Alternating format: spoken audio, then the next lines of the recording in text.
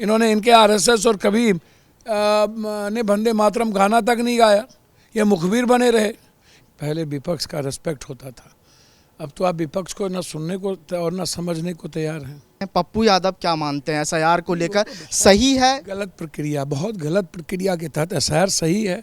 किसके नाम को काटना है, किसके नाम को आधार लिंक नहीं है तो उसको काट दो, इसका नहीं है तो उसको काट दो, ये मापदंड और तरीका बिल्कुल गलत है। वंदे मातरम को लेकर क्या कहेंगे? आखिरी सवाल सर, वंदे मातरम को लेकर क्या कहेंगे? नहीं, वंदे मातरम हमारी संस्कृति, तहजीब, संस्कार, हमारी जीवनता में, आहार में, व्यवहार में, आचरण में है। वंदे मातरम से आरएसएस और बीजेपी का क्या लेना देना?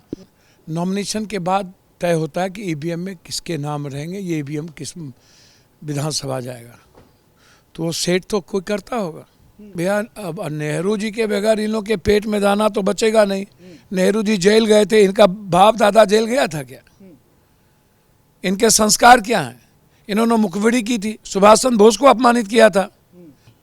संसद में वंदे मातरम पर गहमा गहमी हुई है, लेकिन आज राहुल गांधी ने भी कई सारे सवाल उठाए, ईवीएम को जिक्र किया, चुनाव आयुक्त को लेकर भी कई सारे सवाल उठाए। इसी मुद्दे पर बारीकी से बातचीत करने के लिए पूर्णिया से सांसद पप्पू यादव हमारे साथ मौजूद है। बहुत बहुत शुक्रिया जनतंत्र टीवी से बात करने के लिए। नमस्कार। पहला सवाल, चुनाव आयुक्त पर सवाल उठाए हैं और कहा है कि बिना सीजीआई के कैसे जो है नियुक्त कर दिया जाता है। सही कहा, विपक्ष की भूमिका नहीं, सीजीआई की भूमिका नहीं।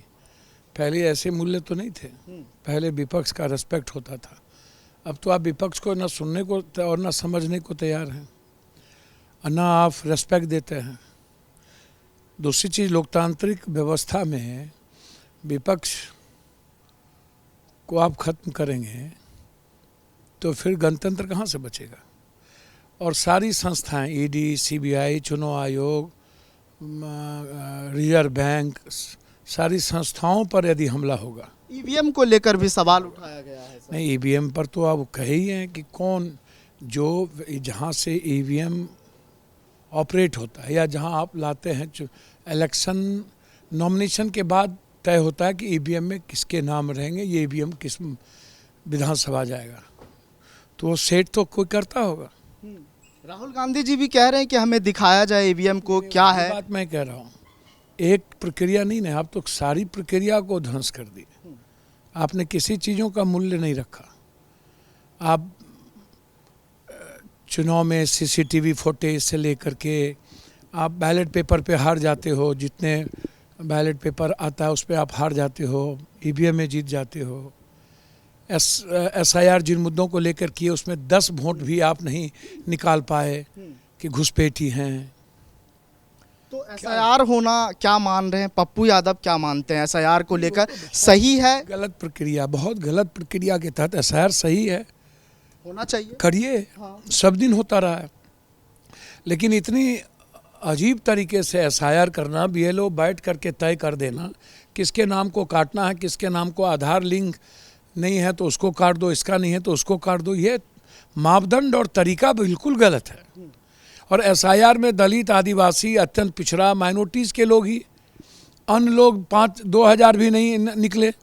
और जो नया नाम जोड़ा गया उसमें एकदम शून्य दलित, अत्यंत पिछड़ा और माइनॉरिटीज़ के लोग हैं, तो जोड़ने में एक भी लगभग माइनॉरिटीज़ नहीं और निकालने में लगभग सारे अत्यंत पिछड़ा, दलित, ओबीसी को निकाल दिए आप।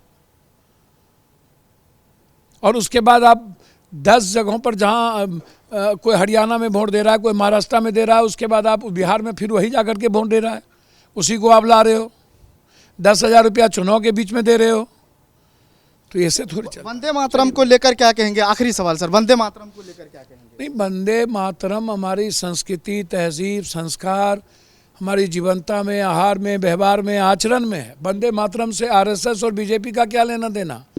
53 साल तक राष्ट्रीय झंडा को इन्होंने नहीं छुआ। इन्होंने इनके आरएसएस और कबीर ने वंदे मातरम गाना तक नहीं गाया, ये मुखबिर बने रहे। इन्होंने संविधान की कॉपियाँ जलाई, बाबा साहब अम्बेडकर का अपमान किया, इन्होंने महात्मा गांधी को मरवाया, हद हो गया। अमित शाह ने नेहरू जी से जोड़ा है भैया। अब नेहरू जी के बगैर इन लोग के पेट में दाना तो बचेगा नहीं। नेहरू जी जेल गए थे, इनका बाप दादा जेल गया था क्या? इनके संस्कार क्या हैं? इन्होंने मुखबिरी की थी, सुभाष चंद्र बोस को अपमानित किया था। भगत सिंह को अपमानित किया। तो ये हमारे साथ पूर्णिया से सांसद पप्पू यादव थे, जिन्होंने सभी सवालों का जवाब बारीकी अंदाज में दिए, जिनका साफ तौर पे कहना है कि जिस तरह से एसआईआर हो रहा है वो होना चाहिए। कई ऐसे सवालों का जिक्र करते हुए उन्होंने साफ तौर पर कहा है। कैमरामैन लक्ष्मण के साथ सद्दाम करीमी की ये रिपोर्ट।